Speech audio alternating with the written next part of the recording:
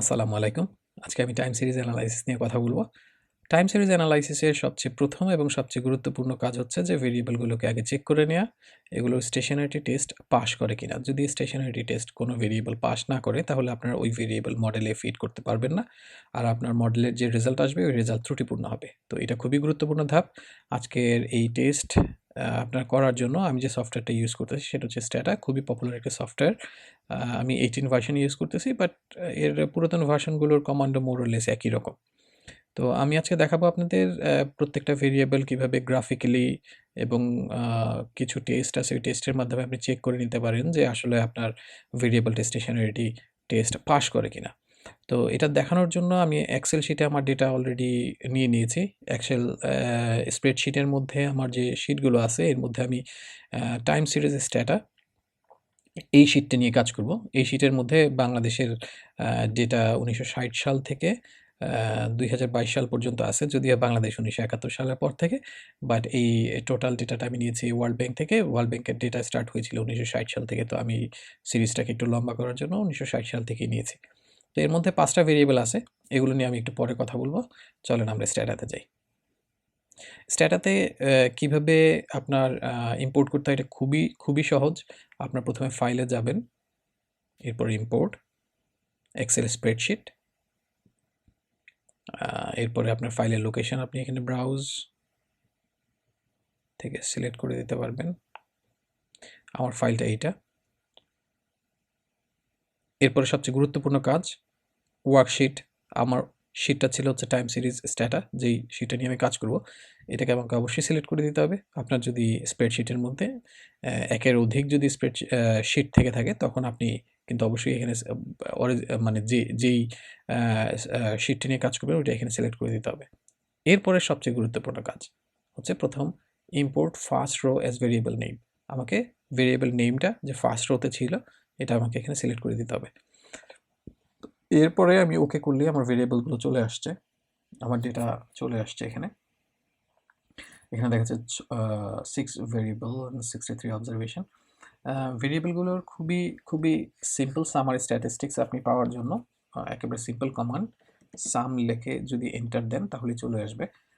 এখানে অবজারভেশন কতগুলো এখানে দেখাচ্ছে প্রত্যেকটা ভেরিয়েবলের, এবং এইটা মিন কত, স্ট্যান্ডার্ড ডিভিয়েশন কত, এবং সবচেয়ে ছোট যে ভেরিয়েবলের অবজারভেশন ১৯৬০ থেকে আপনার সবচেয়ে বড়টা হচ্ছে ২০২২। এভাবে আপনাকে প্রত্যেকটা ভেরিয়েবলের একটা সামারি স্ট্যাটিস্টিক্স দিয়ে দিবে। তো ধরেন আজকে আমরা ইন্টারেস্টেড হচ্ছে আমাদের প্রথম ভেরিয়েবলটা, এটা হচ্ছে ম্যানুফ্যাকচারিং ভ্যালু এডেড যে ভেরিয়েবলটা, এটা আমার চেক করব যে এটা আমার স্টেশনারিটি টেস্ট পাস করে কিনা। স্টেশনারিটি চেকের জন্য আমাদের প্রথম ৩টা ব্যাপারে আমাদের মানে রেজাল্ট ভালো আসতে হবে। প্রথম নাম্বার হচ্ছে যে মিনটা যেটা, এটা ওভার দ্য টাইম পিরিয়ড এটাকে একটা স্ট্যান্ডার্ড মিন মেনটেন করতে হবে। এবং ভেরিয়েন্স যেটা আছে, ভেরিয়েন্স খুব বেশি ভেরিয়েন্স থাকলে হবে না। যে এক পাশে খুব বেশি ভেরিয়েন্স আছে, এক পাশে খুব বেশি খুবই কম ভেরিয়েন্স। তো এরকম থাকলে হবে না। এবং থার্ড যে অপশনটা সেটা হচ্ছে অটো কোরিলেশন, আপনার ল্যাগ ভ্যালুর সাথে আপনার বর্তমান ভ্যালুটা কোরিলেটেড কিনা। তো এগুলো চেক করার জন্য সর্বপ্রথম আমরা একটা টিএস লাইন একটা কমান্ড আছে যেটা চেক করে আমরা গ্রাফিক্যালি চেক করতে পারি। বাট এইটার প্রথমে আগে আমি আমার যে ডেটাটা আছে, ডেটা সেটটা আছে, এটা যে আমার টাইম সিরিজ ডেটা, এটা আমি আগে ডিক্লেয়ার করে নিব। এটার জন্য খুবই সহজ কমান্ড TSSET স্পেস, যেহেতু আমার এটা ইয়ারলি সেহেতু আমি ইয়ার যে ভেরিয়েবলটা আছে এই ভেরিয়েবলটা এখানে ক্লিক করে দিলেও পারবো, অথবা আমি এখানে লিখে দিলেও পারতাম লাইক YEAR, অথবা প্রথম অক্ষর যদি আমি লিখে দিই Y, এরপর যদি আমি ট্যাব বাটন চাপি অটোমেটিক এটাকে পূরণ হয়ে গেছে। আমি যদি স্পেস এন্টার দিই সাথে সাথে আমাকে আমার সফটওয়্যার যে আছে স্ট্যাটা এ বুঝে নিয়েছে যে এটা আমার টাইম সিরিজ ডেটা। তো এরপরে আমাদের যে ভেরিয়েবলটা আছে ম্যানুফ্যাকচারিং ভ্যালু এডেড, এটাকে আমরা প্রথমে গ্রাফিক্যালি দেখব যে আসলে আমরা যে তিনটা অপশনের কথা বললাম, একটা হচ্ছে মিন, ২ নাম্বার হচ্ছে ভেরিয়েন্স, ৩ নাম্বার হচ্ছে অটো কোরিলেশন, এটা আছে কিনা আমরা ওইটা দেখার জন্য প্রথমে টিএস লাইন একটা কমান্ড আছে, এটা দেখলে আমি আমার এক্স অ্যাক্সিসে আপনার ইয়ার থাকবে এবং ওয়াই অ্যাক্সিসে থাকবে হচ্ছে আপনার ভেরিয়েবলগুলো। তখন আমি ভেরিয়েবলটা তখন যে গ্রাফটা আসবে ওই গ্রাফ থেকে আমরা দেখব। চলেন আমরা গ্রাফটা TS line space M, graph থেকে আমরা খুব সহজেই বুঝতে পারতেছি যে আমার স্টার্ট হয়েছে এখানে 5 থেকে, আর শেষের যে ভ্যালু সেটা 20-এর উপরে। তার মানে আমি বুঝতেই পারতেছি যে মিনটা আমার কনস্ট্যান্ট না ওভার দ্য টাইম পিরিয়ড। তার মানে আমি প্রথমেই এটাকে রিজেক্ট করে দিতে পারি যে এটা স্টেশনারিটি টেস্ট পাস করবে না। যদি পাস না করে তাহলে এই ভেরিয়েবলটা সিম্পল এই হিসেবে আমি আমার যে মডেল ওই মডেল আমি ফিট করতে পারবো না। সেকেন্ড হচ্ছে আমি আমার ভেরিয়েন্সটা চেক করতে পারবো। ভেরিয়েন্স চেক করার জন্য যদি আমি এখানে খুব সিম্পল কমান্ড আছে, সেটা হচ্ছে এসি অটো কোরিলেশনের জন্য। ওইটা আমি দেখলেই আমি বুঝতে পারবো।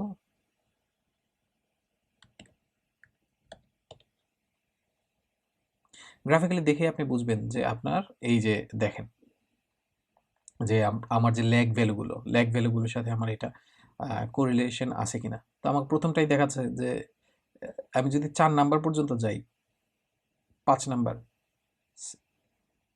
0.60 উপরে আমার কোরিলেটেড, হাইলি কোরিলেটেড, তাহলে আমি বুঝবোই যে এটা আমার মধ্যে ইউনিট রুট আছে। এইটা আমি গ্রাফিক্যালি দেখে বুঝতেছি। বাট এটার জন্য আরও সহজ উপায় হচ্ছে যে আগে গ্রাফিক্যালি দেখে যদি বুঝি যে না এটার মধ্যে ইউনিট রুট আছে, তখন আমি এটাকে ডিকি-ফুলার টেস্ট যে আছে, ডিকি-ফুলার টেস্ট দিয়ে কিন্তু আমি আমার একেবারে এক্স্যাক্টলি বুঝতে পারি। ডিকি-ফুলার টেস্টের মধ্যে নাল হাইপোথিসিস হচ্ছে যে আমার এটার মধ্যে কোনো ইউনিট রুট নাই। যদি আমার পি ভ্যালুটা যদি 0.5 এর উপরে থাকে, তখন আমরা এই নাল হাইপোথিসিসটাকে রিজেক্ট করে বলতে পারবো যে এর মধ্যে অবশ্যই ইউনিট রুট আছে। চলেন আমরা টেস্টের জন্য কি করতে হয় দেখি। শুধুমাত্র খুব সিম্পল একটি কমান্ড, DFULLER স্পেস আমার যেই ভেরিয়েবলের প্রতি আমার আগ্রহ সেটা হচ্ছে manufacturing add valuated, then enter. চলে আসছে আপনার টেস্ট স্ট্যাটিস্টিক্স যেটা আসছে 1%, 5% and 10%-এর মধ্যে। কিন্তু দেখেন আমাদের পি ভ্যালু কত আসছে, পি ভ্যালু আসছে 0.83। আমরা ইজিলি আমার নাল হাইপোথিসিস যেটা আছে ইউনিট রুটের, এটাকে আমরা রিজেক্ট করে দিতে পারবো। আমরা বলতে পারবো যে এর মধ্যে ইউনিট রুট আছে। তো আমাদের ডিকি-ফুলার টেস্টও আমাদের এই ভেরিয়েবল পাস করে নাই। যদি পাস না করে তাহলে কি করতে হবে? তাহলে আমাদের এই ভেরিয়েবলটাকে কনভার্ট করতে হবে অন্য কোনো ভার্সনের মধ্যে। যেমন আমরা লগে ট্রান্সফার করতে পারি, এরপর ফার্স্ট ডিফারেন্সে নিতে পারি। কীভাবে লগে করতে পারি? লগে করে আবার আমাদের সেম টেস্টগুলো আবার রান করতে হবে। তখন আমরা বুঝতে পারবো যে আসলে আমাদের ওই লগে কনভার্সন করার পরে আমার এই ভেরিয়েবলটা স্টেশনারিটি টেস্টগুলো পাস করে কিনা। তো লগে করার জন্য আমাকে প্রথম যেটা করতে হবে, ইজেন আমি ভেরিয়েবল যে আছে এটা ম্যানুফ্যাকচারিং ভ্যালুয়েটেড, এটাকে আমি লগে করে নিতে পারবো। শুধুমাত্র আমি জেন কমান্ড দিব, জেন মানে হচ্ছে জেনারেট স্পেস আমি যে ভেরিয়েবলের নাম দিব, সাপোজ LN, এখানে আমি যেহেতু ম্যানুফ্যাকচারিং ভ্যালুয়েটেড আছে MAN দিয়ে দিই, ইকুয়াল টু কি হবে, আমরা এই যে ভেরিয়েবলটার নাম দিলাম এই ভেরিয়েবলটা কি হবে, আমরা লগের লগ প্রথম ব্র্যাকেট এই কমান্ডের মানে হচ্ছে এই যে লগ কনভার্সন হয়ে গেল, আর আমার এই নতুন ভেরিয়েবলের নাম হবে LNMAN। চলেন এন্টার দিই, এন্টার দেওয়ার সাথে সাথে আমাদের লগে কনভার্সন হয়ে গেছে। আমরা যদি আমাদের ডেটাটা দেখতে চাই তখন দেখতে পারবো যে আমাদের এখানে লাস্ট একবার শেষে চলে আসছে।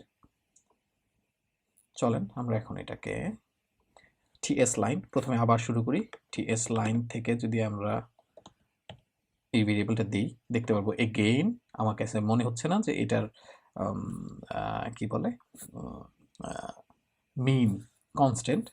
তাহলে আমার কাছে মনে হয় না যে আমরা আসলে লগে ট্রান্সফরমেশন করার পরেও আমরা এই ভেরিয়েবলটা আমাদের মডেলে দিতে পারবো, কারণ এটার মিনটা কনস্ট্যান্ট না, over the time mean increase হচ্ছে। যদি আমরা এতটুক কেটে নিই দেখা যাবে মিন এখানে, এতটুক যদি আমরা স্লাইস করে ফেলি মিনটা দেখা যাবে এখানে। তাহলে আমার এখানে হচ্ছে না। চলেন ডিকি-ফুলার টেস্ট করে দেখি যে আসলে কি ঘটনা। DFULLER LN সেম, আমার পি ভ্যালু 0.5 এর অনেক উপরে, 5% সিগনিফিকেন্স লেভেল, যদিও কিছু কমেছে কিন্তু তারপরেও হয় নাই।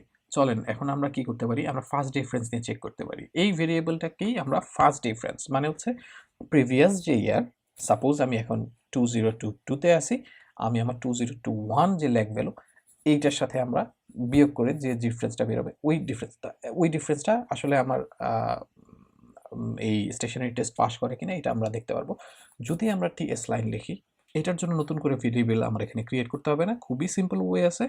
টিএস লাইন, আমরা যদি ডি ডট যে কোনো ভেরিয়েবল দিই তাহলে ওই ভেরিয়েবলের ফার্স্ট ডিফারেন্সের গ্রাফটা এখানে শুরু করবে টিএস লাইন যেটা আছে। আমি দেখাই দিই এখানে টিএস লাইন, যদি আমি এম দেই আপনারা ইজিলি দেখতে পারতেছেন। আমার কাছে মনে হয় যে এটা কি বলে যে খুবই খুবই আপনার মিনটা একটা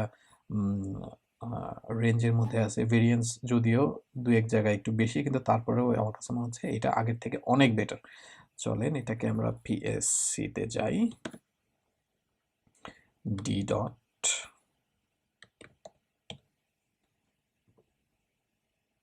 এখানেও আমরা দেখতেছি আমাদের কিছু কোরিলেটেড আছে কিনা। যদিও আমাদের দেখেন এখানে আমাদের প্লাসের যদি কথা বলি, এখানে